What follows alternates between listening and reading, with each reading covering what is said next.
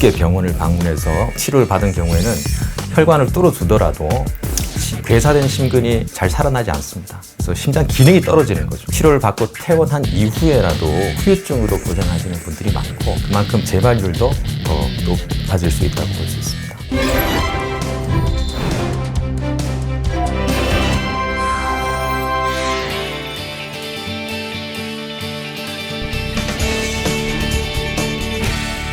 심근경색은 심장에 혈액을 공급해주는 관상동맥이라고 하는 혈관이 있습니다.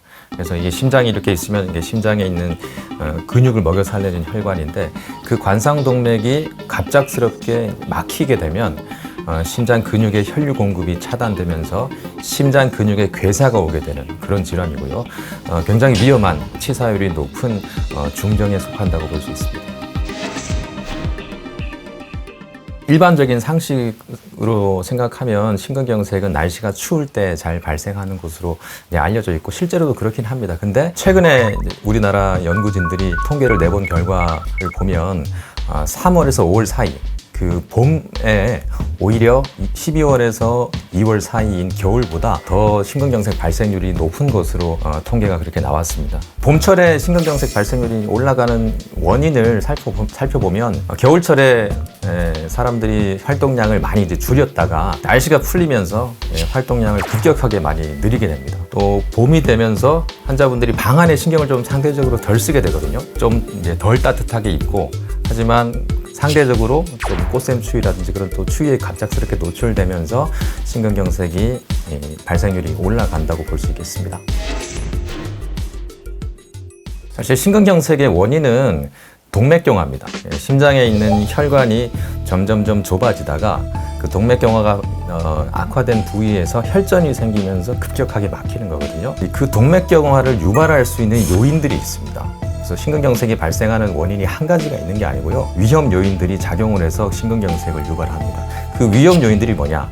보면 대표적인 게 이제 당뇨나 고혈압, 고지혈증 같은 만성 질환들이 중요한 원인이 될 수 있고, 그리고 담배, 흡연, 그리고 비만 이런 것들이 심근경색을 유발할 수 있는 위험 요인이라고 볼 수 있습니다. 그리고 증상은 가장 대표적인 증상이 흉통입니다. 혈관이 갑자기 막히면 심근에 괴사가 이제 오게 되는데 혈류가 흐르지 않게 되면 갑작스런 통증을 이제 유발하게 되고 거의 심근경색 있으신 분들의 거의 80~90%가 가슴 통증을 호소하시면서 응급실로 방문을 하시거든요.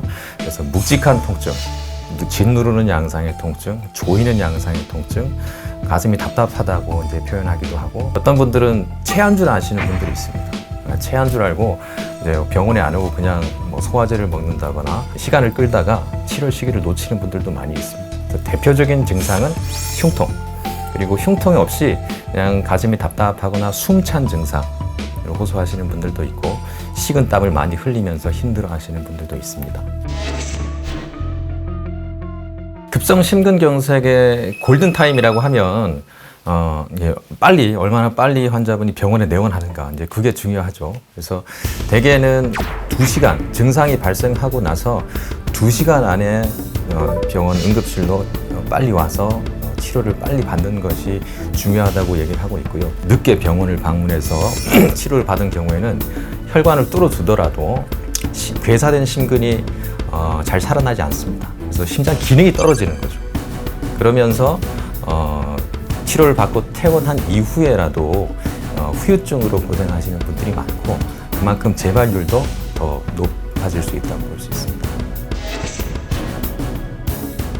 응급실로 보통 방문하게 되면 하게 되는 검사가 제일 먼저 하는 검사가 문진, 그러니까 흉통의 양상이라든지 흉통이 언제부터 시작됐는지 그런 적절한 문진과 피검사, 심전도 이 세 가지만 가지고도 충분히 급성 심근경색인지 아닌지 구분이 가능합니다. 그래서 최대한 막힌 혈관을 뚫어주는 치료가 제일 중요하거든요. 응급 시술을 하게 되는데 손목이나 다리 혈관을 통해서 가느다란 이제 카테터 같은 관을 집어넣어서 심장에 있는 혈관에 들어가서 막힌 혈관을 확인하고 거기를 풍선으로 넓혀서 뚫어 놓은 다음에 스텐트라고 하는 그물망 같은 거를 이제 삽입을 하는 거죠.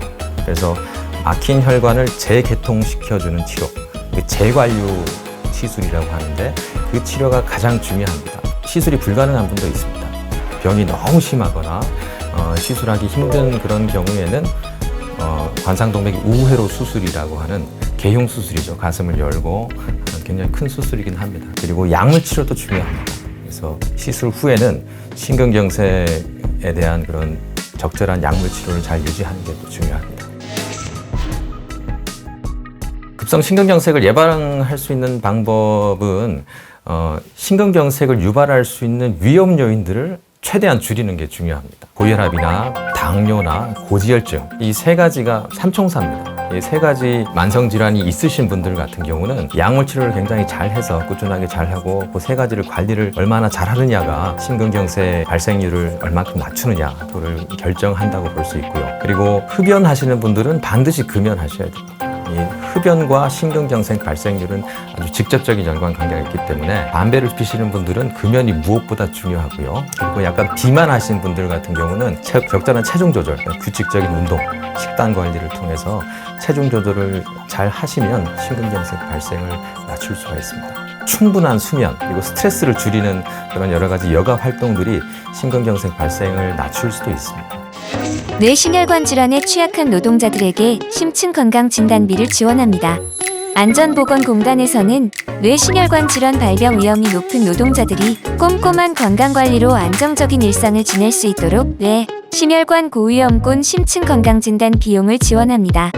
지원 내용은 기본적으로 필요한 심층건강진단 비용의 80%를 지원하고 추가 검사가 필요하다는 의사 소견이 있을 경우에는 정밀검사 비용의 80%와 건강상담 1회 비용을 지원합니다.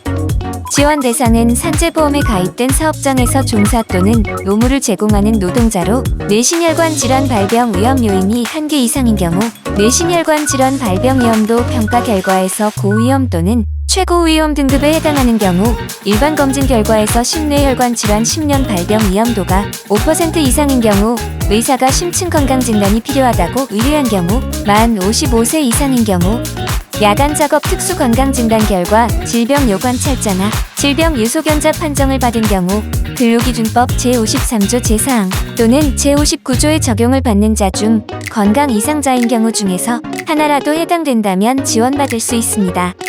2024년 심층건강진단 비용 신청은 분기별로 진행되며 뇌심혈관 질환 발생 위험이 높은 분들을 우선 선정하여 지원합니다. 온라인은 안전보건공단 홈페이지에서, 오프라인은 안전보건공단에 신청서를 제출하시면 됩니다.